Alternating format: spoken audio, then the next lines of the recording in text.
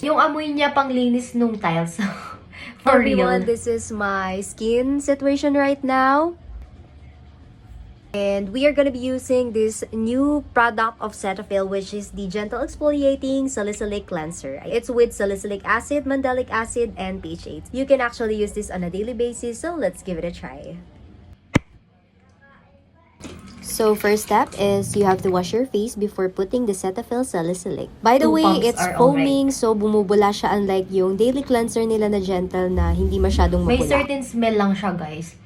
Yung alam niyo yung ano, yung amoy niya pang linis nung tiles. For real.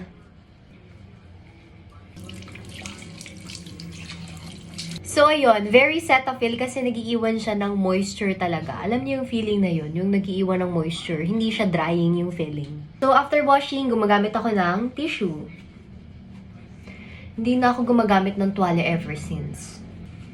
That's it, guys. That is my skincare routine. So yun, I will update you from time to time kung gaano nakatulong sa akin itong Cetaphil Salicylic. Bye!